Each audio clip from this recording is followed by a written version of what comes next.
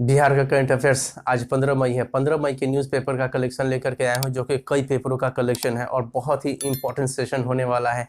इसलिए आखिर तक सुनिएगा। साथ ही साथ लाइक, शेयर, कमेंट और सब्सक्राइब करना न भूलें। और अगर आप नए हैं तो बेल आइकन को ज़रूर दबाएं ताकि आपको नोटिफिकेशन मिलता रहे। मैं हुसैन सर आपका अपने YouTube channel revision for success में आपका अभिनंदन करता हूँ, खैर मकदम करता हूँ। इसको बताने से पहले मैं ये बात कहना चाहूँगा कि मैं इससे संबंधित जो भी है एमसीक्यू अपने Telegram channel revision for success 23 में मैं डाल दे रहा हूं। और अब जो है, पहले मैं थोड़ा आसान एमसीक्यू बना करके डाल रहा था, लेकिन अब उसमें थोड़ा सा टफ कर दिया हूं, ताकि क्योंकि अब जो है बीपीएससी क्या करने वाली है, तो आपको नेगेटिव मार्किंग, और चाहे वो बीपीएससी के ज़रिए जो है आपको टीचर्स बहाली की भी जो होने वाली है, जो एग्ज़ाम होगा आने वाले समय में, तो उसमें भी आपको नेगेटिव मार्किंग रहेगा। तो टफ क्वेश्चन बनने का एकदम संभावना रहेगा। और मैं कोशिश करूँगा कि आपको जो भी है इसको थोड़ा सा पैटर्न जो अभी जो मैं एमसीक्यू दे रहा था उससे थोड़ा सा बदल करके मैं दूँ, और मैंने दिया भी है। आज मैंने उसमें तो थोड़ा सा चेंज किया है, थोड़ा सा टफ बनाने की कोशिश की है, और कोशिश करूंगा कि टफ बनाऊं ताकि आपका हर एंगल से और आप हर डायमेंशन से आप करने में सक्षम रहे। ताकि यहाँ पर तो आप तो सुने रहते ही हैं, और एक बार इसको मेरे मुंह से सुने रहते हैं, और फिर उसके बाद आपको एमसीक्यू लगाएंगे तो रिवीजन हो जाएगा। इसीलिए मैं कोशिश यही कर रहा हूँ कि अब थोड़ा सा टफ दूँ। इसीलिए आप लोग थोड़ा सा सतर्क हो करके हमारा वीडियो को सुने और फिर समझें, और फिर उसके बाद आप ज़रूर एमसीक्यू लगाएं। एमसीक्यू लगाने से आपको बार बार रिवीजन हो जाएगा। इसीलिए आप, और हाँ, ये जितने भी मैं जो यहाँ पे बोर्ड पर देता हूँ उसको ज़रूर नोट डाउन करिए। और कुछ बातें जो है मैं बोर्ड पर नहीं देता हूँ, वो मैं बोलता हूँ क्योंकि मेरे नोटबुक में वो नोट रहता है। तो उन सब चीज़ों को भी मैं कुछ ज़्यादा मैं बता दे रहा हूँ, तो उसको भी नोट डाउन करके रखिए। और हमारा जब पसंद आए तो लाइक ज़रूर कीजिए, हमारे वीडियो को लाइक और शेयर ज़रूर कीजिए। चलिए अब हम लोग आते हैं टॉपिक के ऊपर। पहला जो टॉपिक है आपको ग्रामीण सड़कों में अधिक सड़क दुर्घटनाएं। तो ये जो आज का न्यूज़पेपर का जो टॉपिक था कि ग्रामीण जो ये ग्रामीण सड़क हैं उसमें अधिक दुर्घटनाएं हो रही है बनिस्बत के आपको शहरी क्षेत्र में। तो ऐसा होने के पीछे कारण क्या है? तो कारण इसके पीछे आप जान रहे हैं या समझ भी रहे हैं कि बिहार सरकार जो है अभी गांव का जो सड़क है उसको बहुत अच्छे तरीके से बनाया जा रहा है, लेकिन चौड़ीकरण में वो थोड़ा सा कम चौड़ा होता है, जिसकी वजह से आने और जाने में थोड़ी सी कभी जैसे दोनों तरफ से बड़ी गाड़ी आ गई या कुछ ऐसा ये हो गया तो वो एक्सीडेंट होता है, इसलिए दुर्घटनाएं हो जाती है। और जब पूरी तरीके से जब बन गया है और अच्छा रोड हो गया है तो स्पीड लोग चलाते हैं, और उसमें हेलमेट भी गांव में क्या होता है कि पुलिस का भी कम ही आपको ये होता है। पुलिस वगैरह जो है, ट्रैफिक पुलिस वहाँ होती नहीं है, तो उस कारण से भी आपको दुर्घटनाएं होती रहती हैं। तो उसके अंतर्गत कुछ जो है आपको ये पीटी के पॉइंट ऑफ व्यू से आपको ये कुछ फैक्ट है। जो वर्ष 2022 के रिपोर्ट के अनुसार शहरी क्षेत्र में 3483 दुर्घटनाएं हुई थी। शहरी क्षेत्र में कितना हुआ था? 3483 दुर्घटनाएं हुई थी, और मौत कितनी हुई थी? तो 2859। वैसे देखिए, डाटा अगर टफ बनाना होगा तो ये डाटा देगा आपको बीपीएससी, चाहे वो बीपीएससी 69वीं बीपीएससी हो या आपको ये शिक्षक बहाली हो, तो उसमें भी ये डाटा हो सकता है कि दे। ठीक है। और उसके बाद ग्रामीण क्षेत्र में आपको, ग्रामीण क्षेत्र में दुर्घटनाएं जो 7318 दुर्घटनाएं हुई हैं, और 6039 मौतें हुई हैं। 6039 मौतें हुई हैं, 39 मौतें हुई हैं, और 7318 दुर्घटनाएं हुई हैं ग्रामीण क्षेत्र में। तो ये याद रखिएगा। लेकिन इससे ज़्यादा इम्पोर्टेंट अगला पॉइंट है कि सड़क दुर्घटनाओं में होने वाली 44% मौतें जो होती हैं एनएच पे होती है। यानी एनएच बोले तो नेशनल हाईवे, यानी कि राष्ट्रीय राजमार्ग। तो राष्ट्रीय राजमार्ग में 44% आपको मौतें होती हैं, जो कि सड़क दुर्घटनाओं में होने वाली 44% मौतें जो होती है आपको राष्ट्रीय राजमार्ग में होती है, यानी कि 44% होती है। और स्टेट हाईवे पे 22% मौतें होती हैं। तो स्टेट हाईवे पे कितनी होती है? 22% मौतें होती हैं। और आपको नेशनल मतलब राष्ट्रीय राजमार्ग पे कितना होता है? 44% मौतें होती है। तो इसको आंकड़ा में 1 और 2 ऐसे करके दे देगा, इनमें से 1 और 2 दोनों सही है, या 1 2 3 सही है, ऐसे करके ये आंकड़ा यहाँ पर दे सकता है टफ बनाने के लिए। तो आपको ये याद रखिए कि सड़क दुर्घटनाओं में होने वाली 44% मौतें कहाँ होती है, तो राष्ट्रीय राजमार्ग में होती है, और स्टेट हाईवे यानी कि राज्य की जो हाईवे है उसमें 22% मौतें होती है। कोशिश मैं यही करता हूं, बार बार बोलता हूं इसलिए कि आपका रिवीजन हो जाए और फिर उसके बाद आपको लंबे समय तक याद रहे। ठीक है। सर्वाधिक खतरनाक राष्ट्रीय राजमार्ग, सर्वाधिक सबसे ज्यादा खतरनाक राष्ट्रीय राजमार्ग कौन सा है, तो आपको ये एनएच बिहार में, बिहार का ये हम लोग जो डाटा है वो बिहार का है, ये ध्यान में रखिएगा। तो सर्वाधिक खतरनाक राष्ट्रीय राजमार्ग जो है वो आपको NH-31 है, जो रजौली से किशनगंज तक जाती है। NH-31 जो बिहार के रजौली से आपको किशनगंज तक जाती है वो सबसे खतरनाक है। मैं इसका MCQ कई डायमेंशन में दूंगा, घबराइए नहीं, बस इतना मेरी बात को ध्यान से सुनते जाइए, आपको याद होता चला जाएगा। NH-31 जो है नेशनल हाईवे 31 जो है आपको रजौली से किशनगंज है, जो कि सबसे खतरनाक आपको ये राष्ट्रीय राजमार्ग माना जाता है। उसके बाद जो है NH-28 जो कि गोपालगंज से बरौनी, ठीक है, NH-28 गोपालगंज से बरौनी तक ये जो है बिहार में है, जो NH-28 जो कि ये उसके बाद खतरनाक माना जाता है। फिर उसके बाद NH-30 है, जो मैंने यहाँ नहीं लिखा है, NH-30 है उसके बाद जो खतरनाक माना जाता है NH-30। चलिए, तो ये जो आपको जितने भी आंकड़े हैं थोड़ा सा आपको टफ लगेगा, लेकिन मैं इसका MCQ दूंगा तो और आसान हो जाएगा। ठीक है। अब हम लोग आते हैं पटना हाईकोर्ट के इतिहास में पहली बार किसी जज का शपथ ग्रहण समारोह राजभवन में आयोजित किया जा रहा है। देखिए, पटना हाई कोर्ट में, मतलब कि पटना हाई कोर्ट का इतिहास में पहली बार जो है ये आपको जज का जो शपथ ग्रहण समारोह जो होगा वो कहाँ होगा, तो वो आपको राजभवन में होगा। यानी कि जब हाई कोर्ट का जब स्थापना हुआ, कब हुआ स्थापना, तो 1916 में स्थापना हुआ, और उस समय से लेकर के आज तक कभी भी राजभवन में किसी जज का शपथ ग्रहण समारोह नहीं हुआ। किसका हुआ, तो आपको वो हुआ, आपको मुख्य न्यायाधीश का हुआ। यानी कि जो जैसे अभी जो है, कौन है मुख्य न्यायाधीश आपको हाई कोर्ट के, पटना हाई कोर्ट के, तो के विनोद चंद्रन है। तो उनका जैसे होता क्या है कि अमूमन ये होता है कि आपको अनुमति ली जाती है राजभवन से, तो अनुमति लिया गया हाईकोर्ट के जरिए, अनुमति लिया गया राजभवन से कि हमारे यहाँ जज का जो है आपको शपथ ग्रहण समारोह करना है। तो अनुमति जब लेने के लिए भेजा गया, तो वहाँ पर राजभवन में जो आपको बैठे हुए हमारे राज्यपाल हैं, क्या नाम है उनका, तो राजेंद्र विश्वनाथ आर्लेकर जो राज्यपाल हैं, तो उन्होंने कहा, अनुमति जो दिया, तो उन्होंने कहा कि नहीं, आप जो है जिस तरीके से मुख्य न्यायाधीश का शपथ समारोह होता है राजभवन में, वैसे ही आपको उनका भी यहीं पे राजभवन में ही आपको शपथ समारोह किया जाए। तो फिर उसी की वजह से जो है आपको ये राजभवन में आयोजित हुआ है। तो ये क्वेश्चन पूछा जा सकता है कि पूरे आपको हाई कोर्ट के इतिहास में बिहार में जो पहली बार वो जो है आपको राजभवन में हुआ है, और वो कौन से जज हैं वो पूछेगा। तो आपको तेलंगाना हाईकोर्ट से पटना हाईकोर्ट स्थानांतरित हुए न्यायाधीश अन्नी रेड्डी अभिषेक रेड्डी राजभवन में पद एवं गोपनीयता की शपथ लेंगे। यानी कि तेलंगाना हाईकोर्ट के जो जज हैं वो स्थानांतरित होकर आ गए पटना हाईकोर्ट में। उनका नाम है अन्नी रेड्डी अभिषेक रेड्डी, जिनको शपथ ग्रहण जो होगा उनका होगा राजभवन में। इसको मोस्ट इंपॉर्टेंट है, इसको पीटी के पॉइंट ऑफ व्यू से याद रखिएगा। आपको कौन है, क्या नाम है जो तेलंगाना हाई कोर्ट के जज हैं, तो उनका नाम है आपको अन्नी रेड्डी अभिषेक रेड्डी,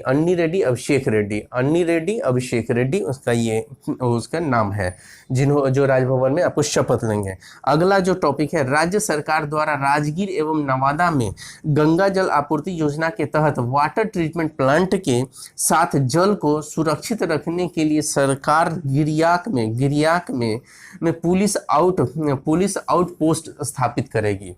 यानी कि आपको जो है राज्य सरकार जो है राजगीर और नवादा में गंगा जल आपूर्ति योजना के तहत आपको वाटर ट्रीटमेंट प्लांट लगाया जा रहा है। तो उस वाटर ट्रीटमेंट प्लांट जो लगाया जा रहा है तो उसको जो है सुरक्षित रखने के लिए गिरियाक कहाँ है, तो वही नालंदा में है गिरियाक, जो कि हम लोगों ने पिछले वीडियो में भी आपको पढ़ा था। तो ये वहां पर गिरियाक में क्या है कि पुलिस आउटपोस्ट स्थापित करेगी, तो पुलिस आउटपोस्ट स्थापित किस लिए करेगी, क्योंकि वहां पर वो उसको सुरक्षित रखने के लिए और उस पर नियंत्रण रखने के लिए आपको किया जा रहा है। किसके तहत किया जा रहा है, तो गंगा जल आपूर्ति योजना के तहत ये जो ट्रीटमेंट प्लांट लग रहा है उसको सुरक्षित रखने के लिए आपको पुलिस आउटपोस्ट स्थापित किया जाएगा। इस पर मैं MCQ बनाऊंगा और आपको क्लियर हो जाएगा। अगला टॉपिक है निवेश के सर्वाधिक प्रस्ताव खाद्य प्रसंस्करण क्षेत्र में। निवेश के सर्वाधिक प्रस्ताव जो है आपको खाद्य प्रसंस्करण क्षेत्र में आए हैं, यानी कि आपको निवेश जो चाहे वो विदेशी निवेश करें बिहार में, या आपको भारतीय अन्य राज्य जो निवेश करते हैं बिहार में, तो वो लोग जो है आपको खाद्य प्रसंस्करण जितने भी निवेश किए जाते हैं, कई क्षेत्र है जो निवेश का क्षेत्र है, तो उन निवेश वाले क्षेत्रों में सबसे अधिक जो हो रहा है खाद्य प्रसंस्करण में सबसे ज़्यादा निवेश हो रहा है। तो इसमें क्यों हो रहा है निवेश, तो आप जान रहे हैं कि बिहार जो है आपको कृषि प्रधान देश है, और साथ ही साथ आपको जान रहे हैं कि आपको आम का बहुत बगीचा है, आम उपजाए जाते हैं, चाहे आपको ये लीची हो गया या आपको मखाना हो गया, चाहे मकई का उत्पादन होता है, आलू का उत्पादन होता है, इतने सारी चीज़ों का उत्पादन होता है। तो जो बाहर की जो कंपनियां हैं वो देखती है कि हमको इसी जैसे आलू से चिप्स बनेगा, तो चिप्स बनाने के लिए भी प्रसंस्करण उद्योग की ज़रूरत होती है। फिर उसके बाद जो है आपको चाहे आम से आपको रस निकालेगा, उसका जूस निकालेगा और उसका पैकिंग करेगा। तो इससे क्या है कि आपको इसमें ज़्यादा स्कोप है और इसमें ज़्यादा संभावनाएं हैं, और इसलिए इस वजह से जो है आपको सबसे ज़्यादा बिहार में खाद्य प्रसंस्करण क्षेत्र में आपको निवेश होता है। चलिए आगे हम लोग पढ़ते हैं। इसमें राज्य निवेश प्रोत्साहन परिषद को हाल में निवेश प्रस्ताव मिले, उनमें सबसे अधिक संख्या खाद्य प्रसंस्करण इकाइयों के लिए वर्ष 2023 के फरवरी की रिपोर्ट है। ये वर्ष 2023 के फरवरी का रिपोर्ट है कि सबसे ज़्यादा निवेश जो आया है बिहार में वो किस क्षेत्र में आया है, तो खाद्य प्रसंस्करण क्षेत्र में। ये बहुत इंपॉर्टेंट है, मोस्ट इंपॉर्टेंट है, इसको ध्यान में रखिएगा, ये आएगा। और ये न केवल ये पीटी के लिए है बल्कि ये मेंस के पॉइंट ऑफ व्यू से भी है। ये मेंस के पॉइंट ऑफ व्यू से कैसे है आपको, तो उद्योग से संबंधित अगर कोई क्वेश्चन आता है, उद्योग का साथ इसमें कुछ आंकड़ा है, आगे हम लोग पढ़ते हैं तो आपको और समझ में आ जाएगा कि मेंस के पॉइंट ऑफ व्यू से कितना इंपॉर्टेंट है। तो आप इसको नोट डाउन भी करके रखिएगा। तो यहाँ पर अगला पॉइंट है कि बिहार में अभी जो 419 औद्योगिक इकाइयां कार्यरत है, ठीक है, 419 औद्योगिक इकाइयां जो है कार्यरत हैं, उनमें भी सबसे अधिक 193 खाद्य प्रसंस्करण क्षेत्र की है। 193 जो है खाद्य प्रसंस्करण क्षेत्र की है, यानी कि 419 औद्योगिक इकाइयां हैं जो कि कार्यरत हैं, अभी बिहार में कार्यरत है, उनमें से 193 खाद्य प्रसंस्करण क्षेत्र की है। तो यानी कि अगर ये डाटा अगर मेंस वाले जो अभी 17 तारीख को मेंस होने वाला है सेकेंड पेपर का, जीएस का सेकेंड पेपर का, तो उसमें क्या है कि अगर इसको ये लोग नोट डाउन इसको जो है कोट कर देंगे कि हाँ कि अभी हाल के रिपोर्ट 2023 का रिपोर्ट, तो उनका मार्क्स जो है जो भी ऐड करेंगे उनको अच्छा आएगा। और जो लोग सुन रहे हैं आप लोग, तो आप लोगों के अगर दोस्त अगर दे रहे हैं या सीनियर दे रहे हैं कोई भी, तो उनको ज़रूर ये वाला चीज़ बोल दें उनको कि ये आप नोट डाउन कर लीजिए। और वो क्या करेंगे कि आपको उनको सब्सक्राइब भी करवा दीजिएगा हमारा चैनल, और प्लस उनको बोल भी दीजिए कि हाँ कि इसको नोट डाउन करें, थोड़ा भगा करके देख लेंगे, थोड़ा स्पीड में करके देख लेंगे और यहाँ पहुँच करके और उसको ये कर लेंगे। लेकिन लाइक ये सब्सक्राइब करने के लिए ज़रूर बोल दीजिएगा और लाइक करने के लिए भी, ठीक है। ये बहुत अच्छा इंपॉर्टेंट, मोस्ट इंपॉर्टेंट आपको डाटा है जो कि जोड़ा जा सकता है। अब आ जाते हैं पीटी के पॉइंट ऑफ व्यू से। फैक्ट हो गया कि मुजफ्फरपुर के मोतीपुर में स्थित मेगा फूड पार्क, मुजफ्फरपुर के मोतीपुर में स्थित है mega food park. Mega food park कहाँ है, तो मुजफ्फरपुर में। मुजफ्फरपुर के किस जगह पे है, ये मोतीपुर में है, ये याद रखिएगा। तो मेगा फूड पार्क हो गया, जहां पर ये एक्चुअल में जो है खाद्य पदार्थ की बातें हो रही हैं, खाद्य प्रसंस्करण की बातें हो रही हैं, तो इसलिए आपको मुजफ्फरपुर के मोतीपुर स्थित मेगा फूड पार्क का भी न्यूज़पेपर में आपको ये डाटा दिया हुआ था। तो ये इंपॉर्टेंट हो गया कि आपको कि मेगा फूड पार्क अभी हाल में ही कहाँ खुला है, तो आपको मुजफ्फरपुर के मोतीपुर में खुला है। कहाँ खुला है, तो मुजफ्फरपुर के मोतीपुर में। और अगला है कि मुजफ्फरपुर में पोल्ट्री फूड इकाई की स्थापना की गई है। पोल्ट्री फूड इकाई की भी स्थापना कहाँ की गई है, मुजफ्फरपुर में की गई है अभी हाल में ही। पोल्ट्री फूड इकाई की स्थापना कहाँ की गई है, तो मुजफ्फरपुर में की गई है। आप ये सोच रहे हैं कि मुजफ्फरपुर, मैं खुद मुजफ्फरपुर का हूँ और मुजफ्फरपुर में ऐसा क्यों हो रहा है, तो आप एक चीज़ जान लीजिए कि वाणिज्यिक, जैसे हम बिहार की राजधानी पटना है, लेकिन वाणिज्यिक राजधानी अगर एक तरीके से देखा जाए तो वहाँ वो मुजफ्फरपुर को कहा जाता है। तो वो वहाँ पर जो है बिजनेस के बहुत सारा स्कोप है, क्योंकि वहीं लीची का भी बहुत सारा बागान है, आम का भी बागान है, वहाँ मकई भी होता है। तो ये सब को देखते हुए जो है यहाँ पर फूड पार्क जो है आपको लगाया गया है, मेगा फूड पार्क, जो कि मोतीपुर में लगाया गया है, और पोल्ट्री फूड इकाई भी मुजफ्फरपुर में लगाया गया है। अगला जो है पटना के बिहटा में निजी निवेश से राइस मिल की शुरुआत हुई। ये इम्पोर्टेंट है। इम्पोर्टेंट क्यों है, तो ये निजी निवेश मतलब कि पटना के बिहटा में निजी निवेश से राइस मिल की स्थापना हुई है या शुरुआत हुई है। तो आपको कहाँ, तो बिहटा में हुआ है। पटना के बिहटा में निजी निवेश से राइस मिल की शुरुआत हुई है। ये भी पीटी फैक्ट है, ठीक है। जलवायु परिवर्तन के अनुकूल तैयार धान की प्रजाति, जलवायु परिवर्तन के अनुकूल तैयार धान की प्रजाति, यहाँ पर आपके लिए एक मैं रिसर्च का ये छोड़ देता हूँ, आपको एक बोल देता हूँ कि ये हम लोगों ने पहले भी एक और जो धान की प्रजाति का नई किस्म हम लोगों ने पढ़ा है। तो जो सबौर विश्वविद्यालय जो आपको बिहार विश्वविद्यालय मतलब बिहार कृषि विश्वविद्यालय सबौर यानी कि भागलपुर में है, वही जो है अभी कुछ दिन पहले हिंट दे देते हैं, हमारा 9 तारीख के वीडियो में होगा आपको कि एक और जो है नई प्रजाति, धान की नई प्रजाति का हुआ था, वो 9 तारीख के पेपर में दिया हुआ था, जो मैंने वीडियो में डाला हुआ है। तो फिर एक नया जो है आपको फिर विकसित किया गया है धान की नई किस्म, तो उसका नाम है सबौर मसूरी, सबौर मसूरी। और वहाँ पे भी नाम था सबौर, और आगे डैश में नहीं बोलूँगा, वो आप लोग सर्च कीजिएगा, खोजिएगा। तो धान की नई किस्म सबौर मसूरी बिहार कृषि विश्वविद्यालय सबौर भागलपुर द्वारा विकसित किया गया है। यानी कि आपको धान की नई किस्म जो है आपको सबौर मसूरी बिहार कृषि विश्वविद्यालय सबौर भागलपुर के द्वारा विकसित किया गया है। ये विकसित क्यों किया जा रहा है, तो आप ये चीज़ जान रहे हैं कि जैसे जलवायु परिवर्तन हो रहा है, जलवायु परिवर्तन की वजह से जैसे ही आपको कभी अगर तूफान आ गया, बारिश हो गई, तो क्या होता है कि धान का फसल जो है वो सूत जाता है, मतलब सो जाता है। तो सो जाता है तो इससे क्या होता है कि फसल की बर्बादी हो जाती है।